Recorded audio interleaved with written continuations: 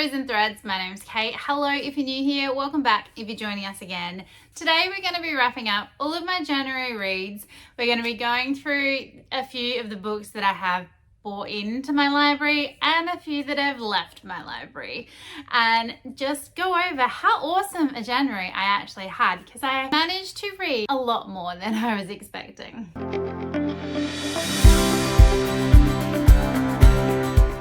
I'm going to try and make this as short as I can, but might be worth grabbing a coffee or whatever your preference of beverage actually is, sitting back, relaxing, and let's go through this insane amount of books. For me anyway, I think I am just so impressed with how much I am getting read and how into reading I actually am at the moment. I am just moving from book to book. I am enjoying my time while I'm in them and just really having a great old time. So for our January TBR, when we played Reach the Castle, we ended up with a total of 6 rolls. We added from those 6 rolls 5 books officially to our TBR. As our first roll, we landed on the Troll, and at that point we didn't really have a good way of using the Troll other than I knew that he needed to start again. So that only gave us 5 books. We then added an additional 6 books to cover all of the challenges that I had coming up in January, which gave us a total TBR of 11 books. Of those 11, I ended up reading 7 and DNFing 4. We'll get into why in a little bit, but overall, I'm okay with that. I DNF for a reason. I then went on to add another 5 extra reads on top of those to round us out to a total number for the month of 12 books, which I am very happy with. I did manage to do that in September last year, but I was off work for that whole month, and that was not the case this time. So super impressed with how many I managed to get done. When I worked this out, it was a little interesting. So I have a few stats for you. I was doing a challenge over January that was to read every day of the month, which was the Storygraph challenge, and I did successfully manage to complete that. So I was keeping track of the pages and the minutes that I read over the course of this month. And then I have continued to do that into February because I am finding it kind of intriguing. Of the books that I read, it worked out physically. It worked out to 1,428 pages, and I listened to 8,068 minutes, or 134 hours and 47 minutes if you wanted to do it that way. If, however, you were to add up the page count of all the books I listened to, if you wanted just a total page count for the entirety of the month, I think it works out at around 5,773 pages. Though I can't remember how I originally included Pride and Prejudice in this, because I changed the way I was consuming that book halfway through. So it's around about that many pages, but I'm very happy with that. It was such a good month. Let's go through the rolls individually. We'll have a bit of a chat about the books that I ended up reading, and I would, like I said, try and keep this as short as I can. For roll 1, we landed on the Troll, and I didn't really have a good prompt set up for this. What I was thinking of just doing was restarting, and then you kept all the books you already had previously, but every time that I have landed on the Troll, I've landed on it first, so that doesn't really give me any extra books. That rule has been changed, but for this game, I didn't get an extra book. So we moved on to roll 2, where we landed on a prompt card and we got a reread, to which point I picked up Pride and Prejudice by Jane Austen. I read this book well over 10 years ago. This is the one and only classic that up until now I had ever read. I'm obsessed with this story. I went to the Pemberley that was used in the 1995 adaptation of the book, the 6-hour miniseries version I'm obsessed with Colin Firth. And I went to the house in England that was used as the outside of Pemberley, which was Lime Hall. Absolutely loved it. It is spectacular. It was gorgeous. It just felt so Pride and Prejudice. So I eat up everything there is to do with Pride and Prejudice. And rereading this just made me really want to rewatch the miniseries. I haven't done that. I started this one physically. So my original plan was to read this physically. I think I got about 89 pages in before I remembered that Rosamund Pike had done an audio version of this, and I absolutely love Rosamund Pike's narration. I listened to her narrate the first 5 books in the Wheel of Time series recently, and she's so good. She's just so theatrical. She does all the voices for all of the characters in that series, and so I just thought, you know what? I really just want to listen to her narrate Pride and Prejudice. So I ended up switching to the audio for this and didn't look back. It was so good. Her voice is just awesome. I really love listening to it, and I actually found it a lot easier to consume that way. I'm not a huge classics reader, and up until I added that as my personal challenge for Herkhead to read all of Jane Austen's works, I had no plans to read anything other than Pride and Prejudice. Glad that I managed to get this one reread and one ticked off for my Herkhead challenge. Overall, I gave this one 4 stars. Highly recommend the audio that Rosamund Pike does, which you can only get, I think, on Audible. I couldn't find it anywhere else, but she has also narrated Sense and Sensibility. So when I get around to that one, I will be listening to Rosamund Pike's version of that instead of reading it physically. But I do own this along with the rest of the Jane Austen set, which are just above the camera. So I can have like a little trophy case of the ones that I eventually do get to. But glad that I've managed to tick this one off. For roll through, we landed on our Owls, and we got Legendborn by Tracy Deonn. I ended up listening to this one again on audio.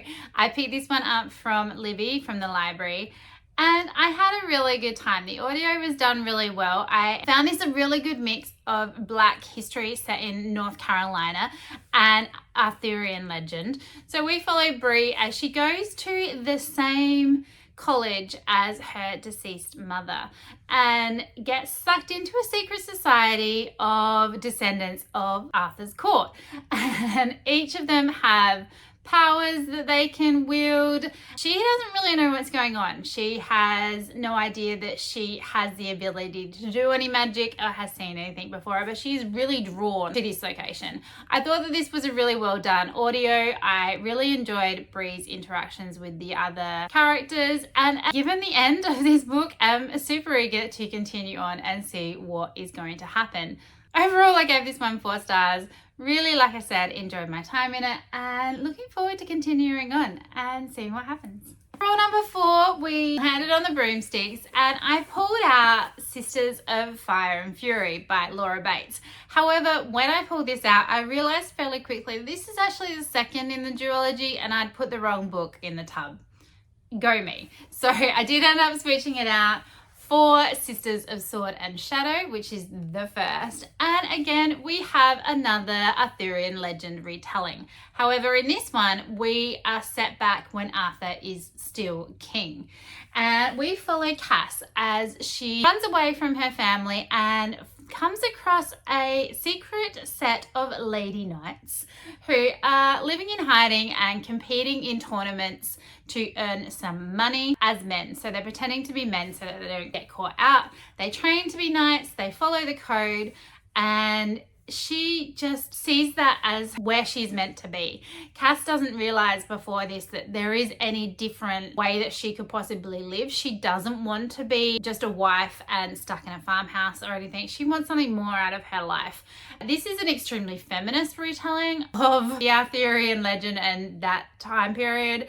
So that was an interesting take. This one definitely ramps up at the end. It did make me want to know what was going to happen. I did end up listening to this one on audio as well. I picked this one up from my library from Libby. Overall, it was a fairly well done audio and it didn't take very long. I think this was only like a 5-hour audio, if that, maybe 6. And I did enjoy my time with it. I gave this one 3.5 stars. Roll 5, we landed on our bow and arrows, which I ended up picking out Stormglass by Marie V. Schneider. And I had every intention of giving this one a go In the end, I did decide not to pick it up because one of my lovely viewers, Victoria Murray, actually mentioned to me that this was part of the Poison series by the same author, and I had just DNF'd Fire Study like a few months ago and hadn't realised that this was actually the next book, and I don't know how I didn't realise that. So I did look into it again, and it was very obvious that that's what it was. So as I'd already DNF'd that series, I did just make the decision that there wasn't even worth trying. There was no point. So they have been removed from my TBR. Thank you very much to Victoria for letting me know, because otherwise it would have just been a waste of my time as I got into it, realised what the hell I'd done, and then just had to DNF it anyway. Roll 6, we managed to reach the castle, which is a free pick, and I added in The Incandescent by Emily Tesh. I did have a physical copy of this, but I have had to since take it back to the library. I did attempt to read this one physically. However, I DNF'd this book at page 101. I used this as the first book for my new library challenge, which I will link that video down below. So if you want to see more of my thoughts on this book, you can definitely check that out there. However, this was also the book that I had popped in for my adventures in Eldia. For that challenge, we had to read a book that was bought out in 2025. So by me DNFing that series, that actually left me with a bit of a problem with that, which I did manage to fix up later.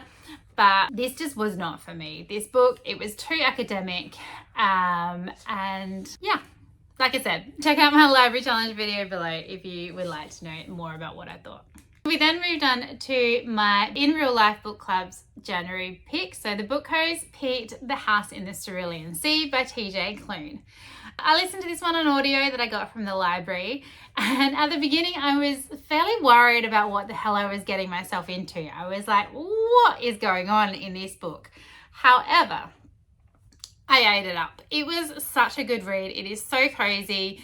We follow Linus, who works as a caseworker for the department in charge of magical youth. He's tasked with going out to an island, visiting about 6 children that are living there in an orphanage that is run by this department, and he needs to determine how dangerous these children really are and whether this is an appropriate setting for them.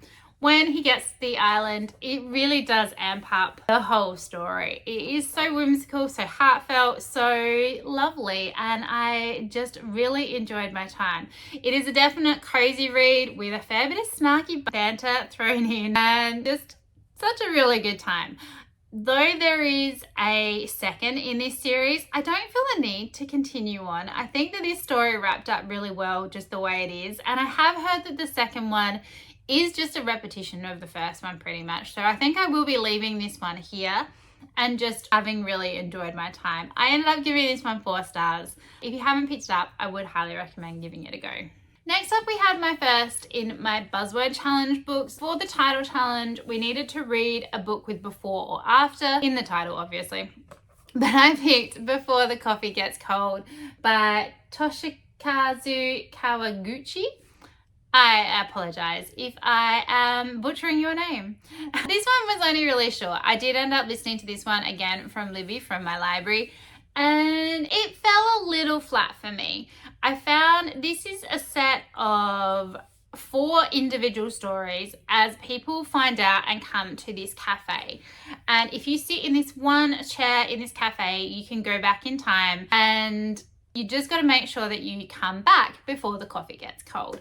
So I just found that the stories were kind of lost in translation for me. I think that they were a little too separated, even though we have them both going to the same cafe and that kind of stuff. They were still very insular.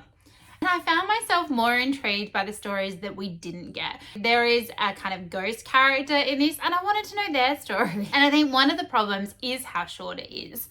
I needed more. Like, I just wanted the different iterations to kind of merge together a little bit better. I think this is what people are calling healing fiction, the ones that are coming out that are translated like this. This is the first again in a series. I won't be continuing on. It's fine. It's just not for me, I don't think. However, This did mark off the first book for my translator challenge for Herked, which I was really happy about, that I'd finally managed to tick off one of those boxes. So that was good. Overall, I gave this one 3 stars. For Buzzword Challenge, for the cover prompt, we needed to read a book with an internal body part on the cover. So I picked up A Harvest of Hearts by Andrea Ames, and this one is a copy that I got from the Locks Library, and that is definitely an actual heart. So this one started off reading a fairly cozy, which is weird considering the concept of the book, and it definitely is a little kind of gruesome-y in that way. So the magic system is set up so that these 12 sorcerers go around and they harvest your heart. So they will either take a small section of your heart or the entire thing, and that's how they manage their magic. And we follow Foss, who is a butcher's daughter on this outlying village in the middle of nowhere. And majority of these 12 sorcerers are female.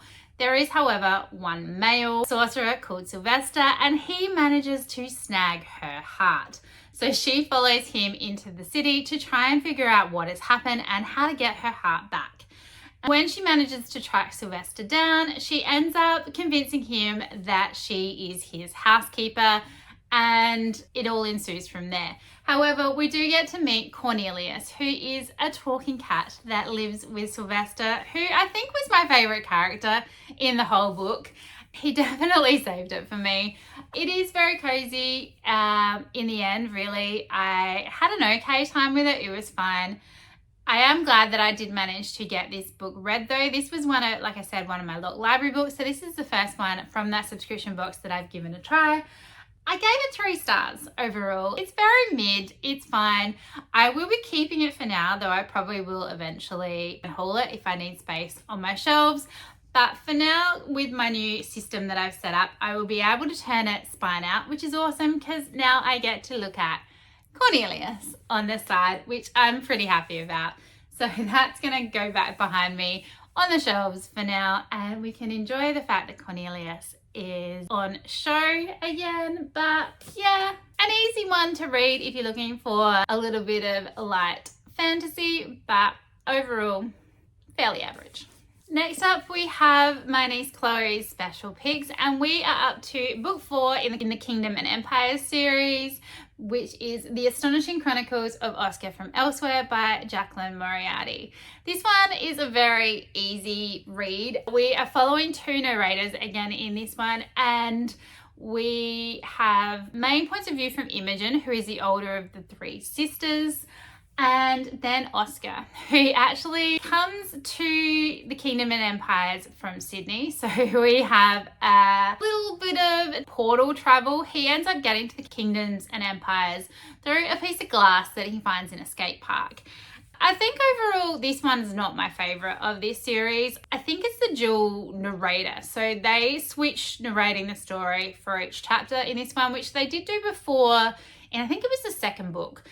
But of that, I preferred the first and the third, where it's just one of the girls narrating instead. So Oscar ends up meeting up with the 3 sisters, Bronte and Alejandro, and then they go on an adventure to save a town of elves. I think the introduction with a character from the real world kind of drew me out of the whole story a little bit. And what Imogen goes through is kind of devastating. The responsibility that's put on that child by her neglectful parents is not okay. And I think that that is obviously something that is good for children to realize as they're reading it, because Imogen comes to that realization, and so does Oscar, that what is happening with both of them actually isn't okay. So it is good that kids can come to that realization in a fairly fun way. Overall, I gave this one 3 stars. One more to go in this series, which we will be tackling in February. I think Chloe's really been liking the fact that I've been reading these and we've been chatting about them, and looking forward to finishing this series off. The next book that I added to my TBR was A Time of Courage by John Gwynne. This was the last book for Catch Up Book Club, put on by Becca from Becca and the Books. In the end, I decided not to read this one. I did not really enjoy the two that came before this. So this is the third and last book in the Of Blood and Bone series, which was the follow-on series from Faithful and the Fallen. I had a really good time with Faithful and the Fallen, but I just was not interested in what was going on in Of Blood and Bone. It's 100 years later, different characters, not enough characters for my liking, so I just decided to give this one a miss and DNF'd that series. I will still be continuing on. Becca has announced that they are adding on the Bloodsworn saga, which is just a trilogy as well, which is not set in the same land, completely new storyline. I will be giving that one a go, and hopefully I enjoy that one better, because I really did like The Faithful and the Fallen and enjoyed John Gwynne's writing style. The last book that I added officially onto my TBR was my December new release for Herkhead, and I popped on Dawn of the Firebird by Sarah Miguel Rana. In the end, I DNF'd this one at page 18. So this just wasn't for me, unfortunately. It was extremely religious at the beginning, and I couldn't do it. I am selling this copy. This is the Fairy Loot edition, which is very nice, but the book's not for me, and I think hopefully someone out there is going to love this story, really eat it up, and I think they will appreciate the special edition if they do really enjoy it. So I'm going to bless and release this one. Is that what they say? But yeah, unfortunately that meant that I didn't end up getting to my December new release. So that is going to hopefully get fixed with my February TBR, which I have all linked down below as well if you haven't checked that one out either. Okay, so that wrapped up all the books that I DNF'd and read from my original 11 book TBR. Like I said at the beginning, there were 5 extras that I added in and had a really good time, I think, with the majority of them.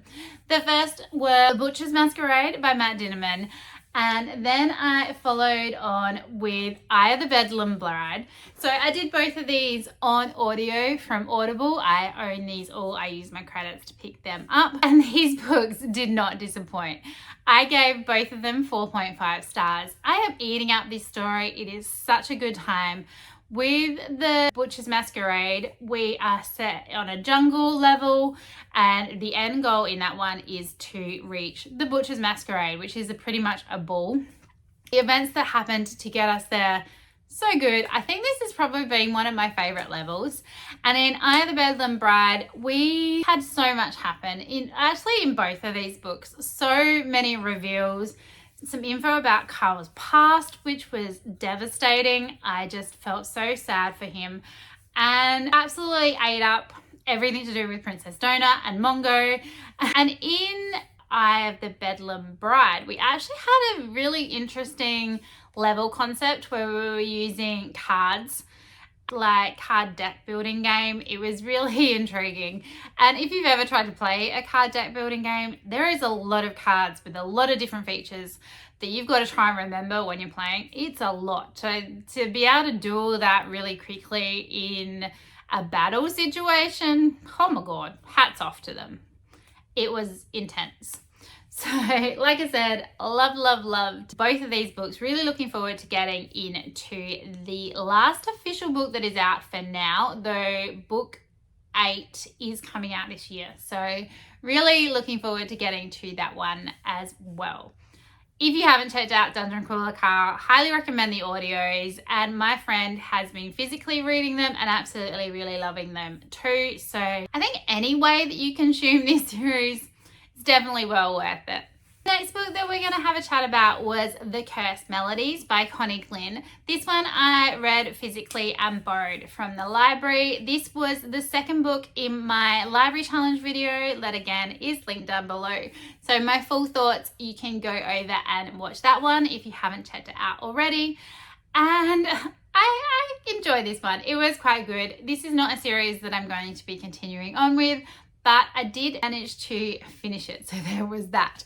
I also, in the end, have used this for the first prompt for Adventures in Eldia, because this one did come out in 2025. I was glad that I managed to find another book that I could use to tick off that first challenge and continue us on the way with that one. The next book we're going to have a chat about was one that I was just like, hey, why not? So when I mentioned earlier that I picked the wrong book out of the tub and I wasn't meant to read Shadows of Fire and Fury, in the end I did decide to pick it up. So straight away after I finished Sisters of Sword and Shadow, I needed another audio. This one was available from the library. It was about a 6-hour audio, so I think it was only an extra hour on from the first book, and I just thought, why not? It was the book that I had originally pulled out and it kind of felt like it was meant to be. I had the time, needed another audio. So we continue on with Cass's adventures with the female knights that she's living with, as well as her meeting Arthur, which was interesting. Overall, this was probably a little too feminist for me. I think that she just, in the end, made every male character but one horrible. Like, there was not a redeeming feature for half of them. And I think that that was probably a bit much. You could have got the essence of a female knight-led kind of quest thing without the male bashing to the extent that it was done in this. But glad that I finished the duology off.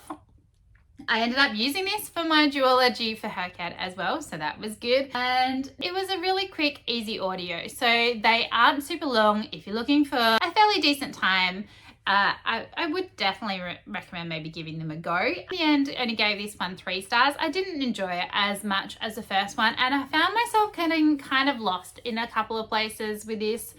But yeah, pretty good, and super glad that I managed to technically complete the one that I pulled out of the TBR jar. The last read that we're going to talk about, and the last one that I actually did for the month randomly. The rest have not been in any particular order. I needed, again, another audio. It was a high audio month, as you can tell. And with our fantasy bingo coming very quickly to a close, I need to wrap up a few books from there. So I picked up The Games Gods Play by Abigail Owen. So I do technically own a physical edition of this. However, like I said, needed an audio. It managed to come in on my Libby. I got it fairly quickly. In this one, we are following Lyra, and this starts off in San Francisco. So real world setting, however, the gods exist. There are multiple pantheons. Specifically in this one, we are following the Greek pantheon, but there is mention of multiple other pantheons around the world. And the gods every 100 years get together to hold a crucible, which will determine who is going to lead when the winner is announced for the next 100 years. The gods themselves, however, do not compete in this crucible.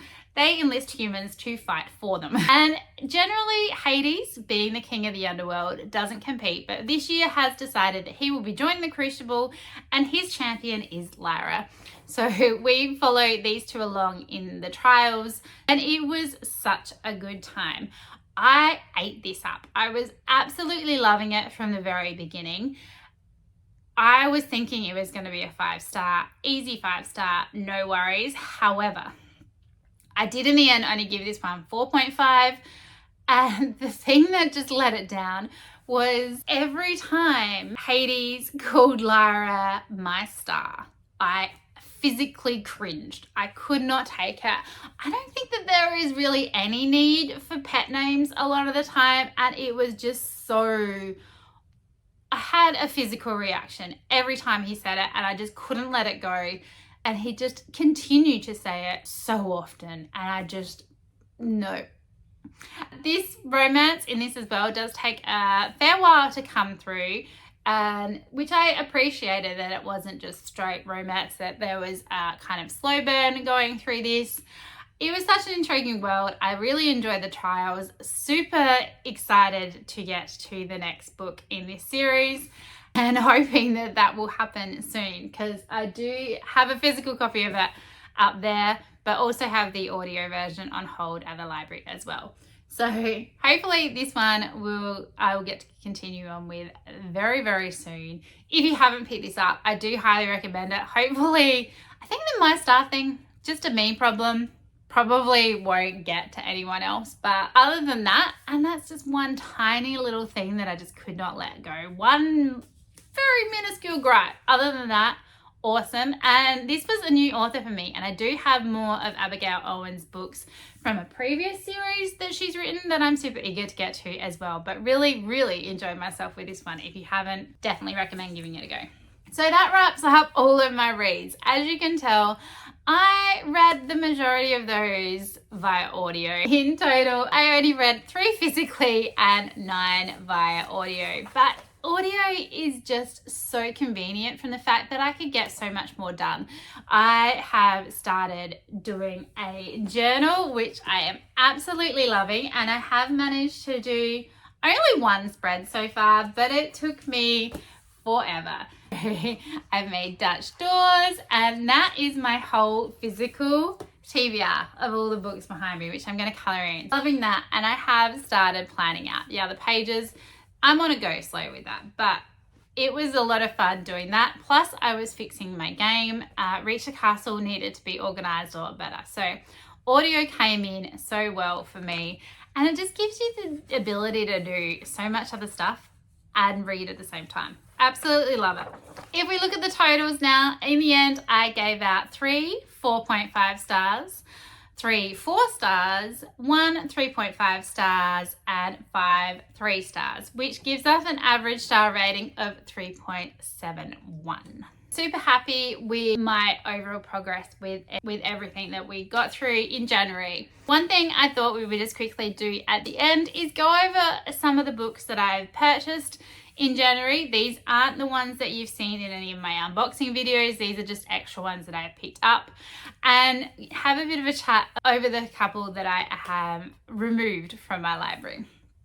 So first up, I came across this edition of Heat of the Everflame by Pen Cole. So this is just the paper book, sprayed edged edition. I saw it at Big W and just thought, I can't miss that if I won't be able to get it again.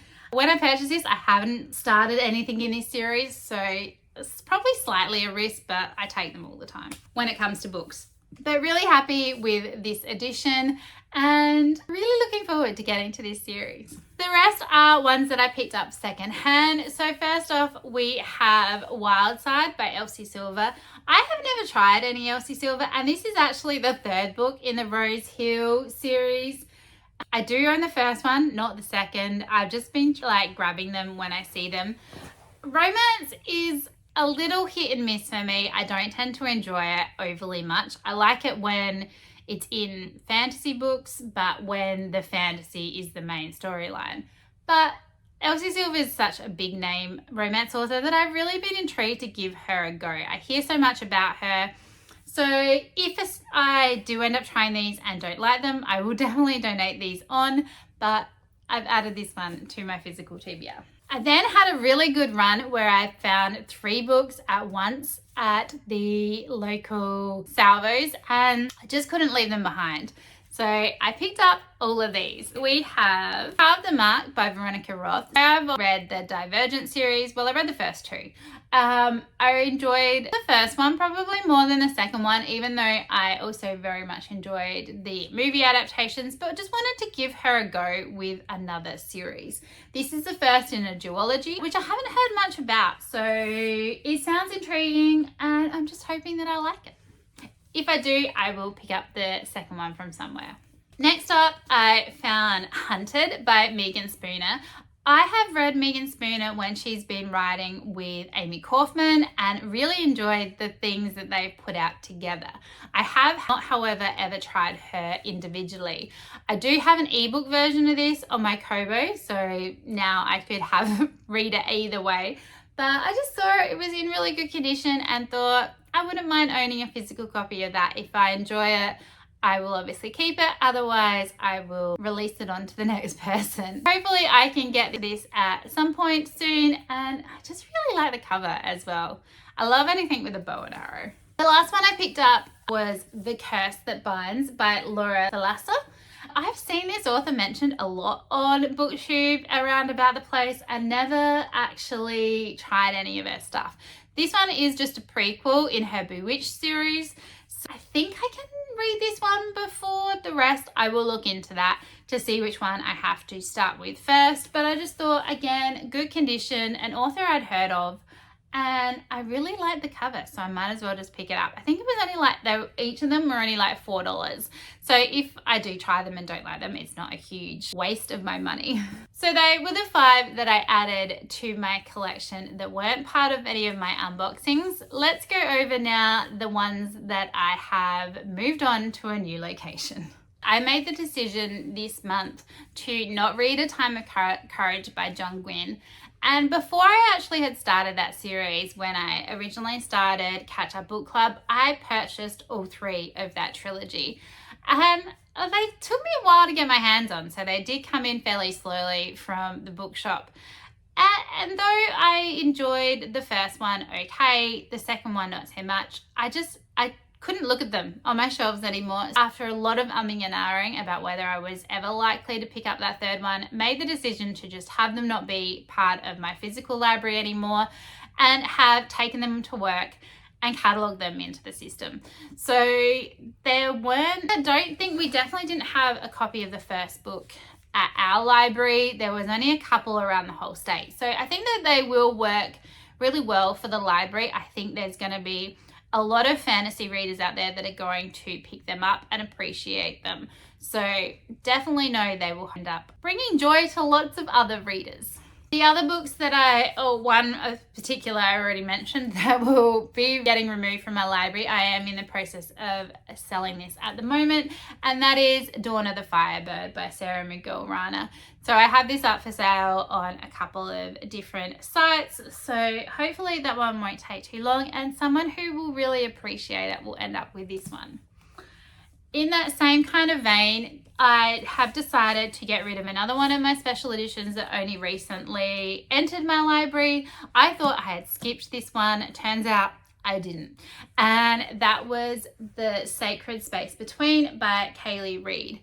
I was never interested in reading this, and again, I think this is just going to be too religious for my liking.